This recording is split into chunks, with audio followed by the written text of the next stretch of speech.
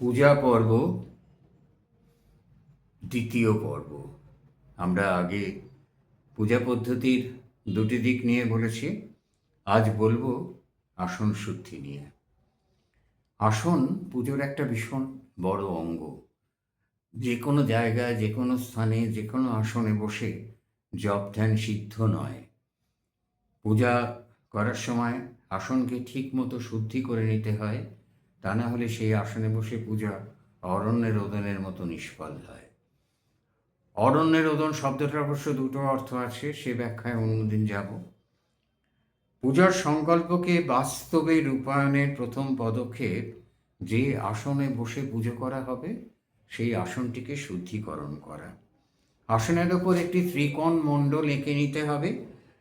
এতে এবং আঁকার পরে বলতে হবে, এতে গন্ধপুষ্পে ওং রিং আধার সপ্তায় কমলাসনায় নমঃ উচ্চারণ করে একটি পুষ্পার্ঘ্য দিতে হবে। তারপর আসন স্পর্শ করে বলতে হবে, ওং বৃত্তিতাদ্রিতা লোকা দেবী তং বিষ্ণুনাদ্রিতা তঞ্চ ধারায় মং নিত্যং পবিত্রং কুরু চাসনম। এই কথাটি বলতে হবে। এই মন্ত্রে ঋষি মেরুপৃষ্ঠে ছন্দ সুতল। এই মন্ত্র যিনি তৈরি করেছিলেন, মন্ত্রের ঋষি হলেন মেরুপৃষ্ঠ, ছন্দ সুতল, দেবতা কূর্ম।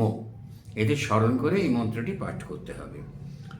অর্থাৎ, হে মাতৃপৃথ্বী, তুমি লোক সমুদয় ধারণ করেছ, তুমি আবার কূর্মরূপী। এই এই আকৃতিটার সঙ্গে মেলানো হয়েছে, অদ্ভুত কাব্য। বিষ্ণুর দ্বারা ধৃতা, তুমি আমাকে নিত্য ধারণ করো, এই আসন পবিত্র করো। লোক ধারণ হেতু পৃথিবী লোকোদ্ধাত্রী, পৃথিবী ধারণ হেতু আবার কূর্মরূপী। পৌরাণিক কাহিনী, পৃথিবীকে ধারণ করেছিলেন কূর্ম। বিষ্ণু জগদ্ধাতা, উভয়ই ধৃতিশক্তির প্রতীক। আসন শুদ্ধির কালে এই মন্ত্র ব্যবহার করতে হবে। উপাসনার ক্ষেত্রে আসন একটা বিশাল বড় বিষয়। আসনের মহিমা বলা হচ্ছে অপরিসীম। প্রতিদিন একই আসনে বসে ধ্যান জপ করতে হবে। পুজো আরাধনায় ব্রতী হলে আসনের এমনই দিব্য প্রভাব গড়ে ওঠে যে তাতে উপবেশন মাত্র সংকল্প স্থির ও মন একাগ্র হয়। আসন বিভিন্ন ধরনের আছে জানেন, যেমন তান্ত্রিকেরা পঞ্চমুণ্ডির আসন, পঞ্চমুণ্ডির আসনে সিদ্ধ তান্ত্রিক ছাড়া শুনেছি বসতে পারে না। পঞ্চমুণ্ডির আসন আমি দেখেছি বিভিন্ন জায়গায় ঘুরে, কিন্তু স্পর্শ করিনি, সাহসে কুলোয়নি আর কি। শবাসন, শবের ওপরে কাপড় পেতে আসন করে বসা, সেও সাহসে কুলোয়নি।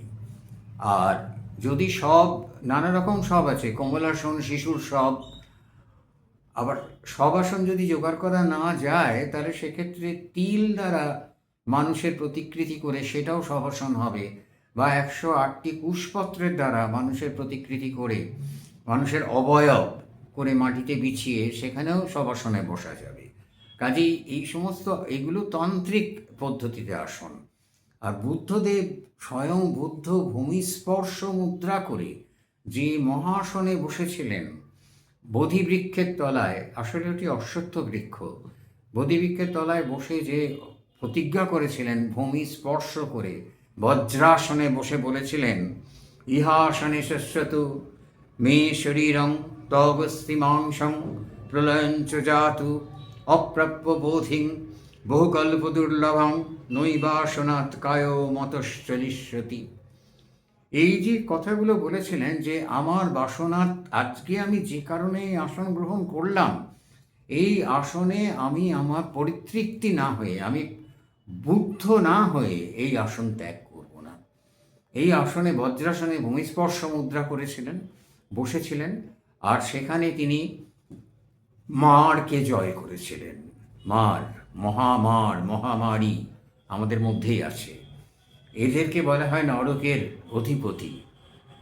এরা এসে বুদ্ধকে বলেছিল, তুমি বৃথাই বুদ্ধ হবার চেষ্টা করছো, এই আসন ত্যাগ করে উঠে যাও।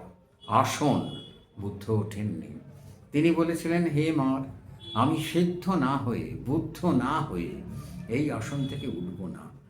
মার বলেছিলেন যে তুমি বৃথাই চেষ্টা করছো হে রাজকুমার, তোমাকে রাজার ঐশ্বর্য দিচ্ছি, তুমি সেই ঐশ্বর্য ভোগ করে পৃথিবীর অধীশ্বর হয়ে সুখ ভোগ করো, আমাকে জয় করা দুঃসাধ্য। বুদ্ধ কিন্তু এক মনে আসনে, সিদ্ধাসনে, ধ্যানে মগ্ন হয়ে রইলেন। মারের দুই কন্যা ছলা আর কলা, তাদের দুই সখী কামনার বাসনাকে নিয়ে বুদ্ধের সামনে বাঁশি বাজিয়ে, গান গেয়ে, নেচে নানা ছলনা করতে লাগলো। বুদ্ধ ফিরেও তাকালেন না। তখন মহামারী, তার দাঁত নেই, বিভৎসমারী, সেই যে পৃথিবীতে যে প্রলয় হয়, যে মহামারী দেখা দেয়, সে তার অধীশ্বরী। সে খলখল করে হেসে উঠে বলল, হে রাজকুমার, তুমি বৃথাই চেষ্টা করছো। কিন্তু বুদ্ধ শুনলেন না। তখন মার দাঁত কড়মড় করে উঠে দাঁড়ালো, তার কোমরে বিদ্যুতের তরবারি। সে আকাশ ধরে দিল টান। অমনি আকাশের অত চাঁদ তারা, খচিত সুন্দর নীলাম্বর আকাশ শতছিন্ন শত টুকরো হয়ে যেন ছিঁড়ে পড়ল বুদ্ধের পায়ের কাছে। সেখানে হাঁ করে রইল বিরাট কালো গহ্বর, সেখান থেকে ছিটে, রক্তের ছিটে বেরিয়ে আসছে।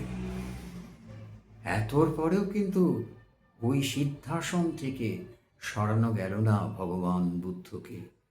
মার তখন সমস্ত আলো নিভিয়ে দুই ছলা কলা কামনা বাসনা মহামারীকে নিয়ে পাতালের অন্ধকারে লুকিয়ে পড়ল। তখন সবে সূর্য উঠব করছে, কিন্তু মারের ভয় সূর্য তখনও উঠতে পারছে না।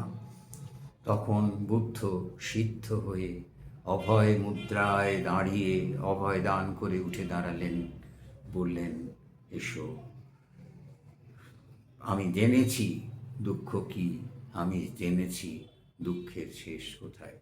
অপূর্ব বর্ণনা, কিন্তু সব জায়গাতেই রয়েছে ওই আসনের একটা অদ্ভুত সুন্দর মাহাত্ম্য, যার জন্যে আমরা বিভিন্ন আসনে, বিভিন্ন মুদ্রায়, বিভিন্ন আসনে বসে মানুষ পুজো করে।